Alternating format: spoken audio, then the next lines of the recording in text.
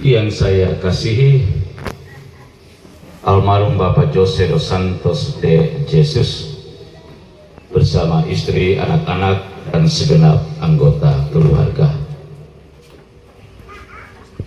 Frater, Bapak Ibu, saudara-saudari, umat Tuhan yang terkasih. Kedua bacaan yang barusan kita dengarkan bersama-sama mengisahkan kepada kita tentang bagaimana kita membangun sikap berjaga-jaga. Poin penting yang mau ditekankan di sini adalah berjaga-jaga tanpa berasumsi. Ingat, berjaga-jaga tanpa berasumsi. Orang yang banyak berasumsi, sesungguhnya orang itu tidak siap. 5 gadis yang kita kenal disebut dalam Injil tadi adalah gadis yang bodoh dan 5 gadis yang bijaksana. Bapak Mama, mereka mau pilih yang mana? Bijaksana atau mau pilih yang bodoh? Bijaksana. Kenapa 5 gadis dikatakan bodoh? Kenapa? Tidak siap apa? Minyak. Bawa pelita tetapi tidak bawa minyak. Itu bodohnya 5 gadis itu.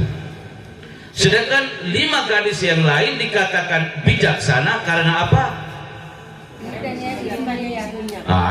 Bawa pelita, bawa juga minyak.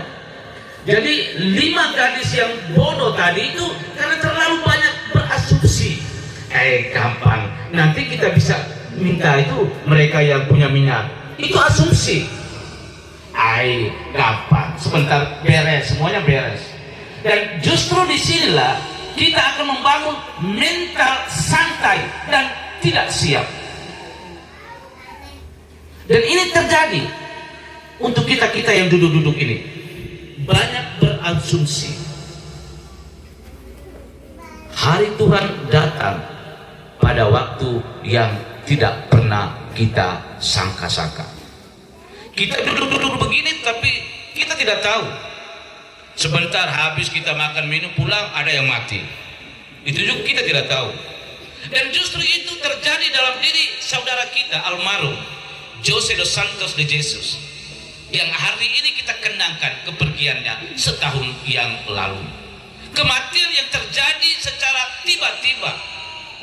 Dan justru peristiwa kematian yang dialami oleh bapak saudara kita, dan hari ini kita kenangkan kepergiannya 1 tahun, sesungguhnya mengajak kita berkenan dengan kedua bacaan hari ini agar selalu membangun sikap berjaga-jaga tanpa banyak berasumsi. Siapa yang mau mati cepat? Siapa yang mau mati cepat? Tidak ada. Makanya siap. Jangan terlalu banyak berasumsi. Bapak saudara kita Jose dos Santos de Jesus sudah pergi setahun yang lalu. Kita menangis. Di tempat ini kita menangis, kita meratapi. Namun ingat, tangisan itu tidak harus kita bawa sepanjang hidup kita. Kalau kita menangis terlalu banyak, kita bisa hilang harapan. Lalu apa artinya kalau kita menangis dan menangis tetapi tidak pernah mendoakan orang yang kita tangisi? Percuma. Air mata kedukaan, kesedihan kita hanya memiliki arti dan makna yang sangat mendalam kalau semuanya itu kita bawa masuk dalam doa dan ekaristi kudus. Itu pernah dengar cerita atau tidak? Di satu tempat terjadi kematian. Mereka menangis. Banyak orang datang meratap. Ada satu om ini Dia menangis. Lalu dia tidak beri peluang kepada yang lain. Yang meninggal tadi itu ibu, suaminya ada dekat-dekat situ. Tidak, dia tidak bisa beri kesempatan. Dia menangis itu. Akhirnya suami datang tegur. Cukup sudah. Tidak, tambah besar lagi. Dia menangis tambah besar. Akhirnya apa? Suaminya tadi ke sana. Kau menangis. Ini kau punya istri kah?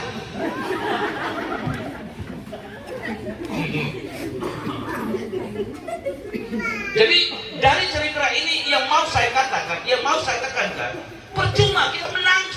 Lebih saya dulu diam dan doa untuk dia yang paling di situ. Kau habiskan air mata, tetesan air mata, tapi tidak pernah mengungkapkan satu kata pun berdoa untuk dia. Ingat, menangis bukan berarti berdoa. Kau menangis pakai kopi istri saja. Itu hati-hati.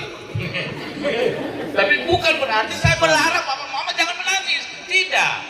Kita menangis, tapi jangan sampai kita lupa untuk berdoa orang yang kita tangisi. Jadi baik, hari ini air mata kedukaan itu kita hapus. Kita tidak menangis lagi. Tinggalkan semuanya itu. Yang mau kita syukur dan kita rayakan adalah peristiwa kehidupan baru yang dialami oleh Bapak saudara kita José dos Santos de Jesus. Bahwa setelah kematiannya ditinggalkan 1 tahun, kini dia memperoleh kehidupan yang baru. Dan justru kehidupan baru itulah yang kita syukuri dan kita rayakan pada momen ini. Sembari kita bersyukur atas peristiwa ini, jangan lupa kita juga masih hidup ini perlu membangun sikap waspada. Waspada tanpa harus membangun banyak asumsi. Kita berjaga dalam doa dan ekaristi. Itulah yang paling penting. Jangan bilang saya berjaga. Ingat tadi bacaan pertama, berjaga dalam kesadaran, bukan berjaga tanpa kesadaran. Ketika kita hilang kesadaran, itu berarti bahwa kita tidak kontrol diri kita lagi. Jangan bilang, pater omong bilang kita berjaga dan berjaga. Jadi minuman taruh di depan, berjaga. Akhirnya hilang kontrol, tidak sadar lagi. Karena minuman tadi dia bekerja keras. Lalu bilang, tidak, kami berjaga tanpa kesadaran.